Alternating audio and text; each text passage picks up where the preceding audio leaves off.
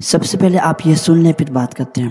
پاکستان میں بڑا تیر مارا کیا کہ جی مرزائیوں کو ہم نے غیر مسلم اقلیت قرار دیا۔ آپ نے سن لیا، اس میں عقیدہ ختم نبوت کا جو قانون بنایا گیا اس کے بارے میں بات کر رہے ہیں۔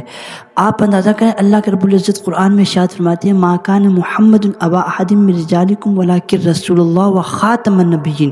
عقیدہ ختم نبوت اتنا اہم عقیدہ ہے، اتنا اہم عقیدہ ہے، اس پر کسی طرح کا کمپرومائز نہیں ہو سکتا۔ اللہ فرماتے ہیں نبی صلی اللہ علیہ وسلم مردوں میں سے کسی کے بھی والد نہیں ہیں، ولکن رسول اللہ، لیکن اللہ کے رسول ہے، وخاتم النبیین، اور آخری نبی ہیں۔ اب یہاں پر نبی صلی اللہ علیہ وسلم کے آخری نبی ہونے کی اتھینٹک بات موجود ہے۔ اب یہاں پر رسول اللہ صلی اللہ علیہ وسلم کے بارے میں آخری نبی ہونا یہ بالکل واضح طور پہ موجود ہے۔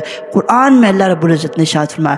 ایک اور میں آپ کو حدیث سنا دیتا ہوں، رسول اللہ صلی اللہ علیہ وسلم نے ارشاد فرمایا یکون بعدی 30 کذابون کلهم یزعم انه نبی وَأَنَا خَاتَمَ النَّبِيِّينَ لَا نَبِيَّ بَعْدِي۔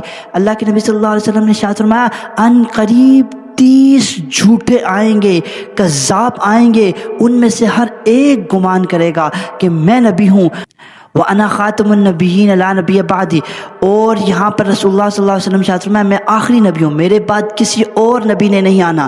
لہٰذا یہ بات ذہن میں رہے، حضور صلی اللہ علیہ وسلم کی ختم نبوت یہ بالکل واضح ہے، حضور کے بعد کسی اور نبی نے نہیں آنا۔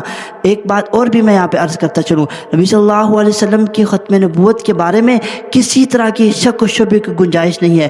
اگر کوئی بھی مسلمان اپنے دل کے اندر نبی صلی اللہ علیہ وسلم کو آخری نبی نہیں سمجھتا، اس کے ایمان کامل نہیں ہے۔ اس کے ساتھ ساتھ میں آپ کو ایک واقعہ سنا دیتا ہوں۔ سید امین گناری رحمہ اللہ تعالیٰ فرماتے ہیں ایک مرتبہ 1953 کی تحریک ختم نبوت کے اندر میں نے جب حصہ لیا، اس وجہ سے مجھے جیل میں قید کر لیا گیا۔ امین گیلانی رحمہ اللہ تعالیٰ فرماتے ہیں جب مجھے جیل میں بند کر لیا گیا، کئی دن مجھے گزر گئے جیل کے اندر، تو میری والدہ مجھ سے ملنے کے لیے آئی اور میرے لیے کچھ کھانے کے لیے بھی بنا کے لے کے آئی۔ اب میری والدہ سپریڈنٹ جیل کے کمرے میں تھی اور سپریڈنٹ جیل نے مجھے بھی وہیں پر بلا لیا۔ امین گیلانی فرماتے ہیں جب میں اس کمرے میں آیا، میرے ہاتھوں میں ہتھکڑیاں تھیں، پاؤں میں بیڑیاں تھیں۔ جب میری والدہ نے مجھے اس حالت میں دیکھا تو ان کی آنکھوں سے آنسو جاری ہو گئے۔ جب ان کی آنکھوں سے آنسو کو سپریڈنٹ جیل نے دیکھا اور سپریڈنٹ جیل نے ایک کاغذ آگے بڑھایا اور میری والدہ سے کہا اگر آپ اس کے اوپر دستخط کر دیں کہ میرا بیٹا اس تحریک ختم نبوت میں شامل نہیں ہوگا تو میں اسی وقت اس کو آپ کے ساتھ رہا کر دوں گا۔ امین گیلانی فرماتے ہیں میں تو ڈر گیا کہیں ایسا نہ ہو بیٹے کی محبت رسول اللہ صلی اللہ علیہ وسلم کی محبت پر غالب آ جائے اور وہ سائن کر دے۔ امین گیلانی فرماتے ہیں میں ابھی سوچ ہی رہا تھا کہ اپنی والدہ کو سمجھاؤں، لیکن والدہ نے اسی طرح آنسو سے تر چہرے کے ساتھ فرمایا یہ تو میرا ایک بیٹا ہے، اگر میرے 10 بیٹے ہوتے ختم نبوت پہ قربان کر دیتی اور پرواہ نہ کرتی۔ آپ اندازہ کریں ایسے ماؤں نے اپنے بیٹے ختم نبوت کی تحریک کے لیے قربان کیے۔ لہٰذا ہمیں چاہیے ہم ختم نبوت کے مسئلے کو بہت اہم سمجھے۔ ختم نبوت کا مسئلہ اتنا امپورٹنٹ مسئلہ ہے، اس پر کسی طریقے سے کمپرومائز نہیں کیا جا سکتا۔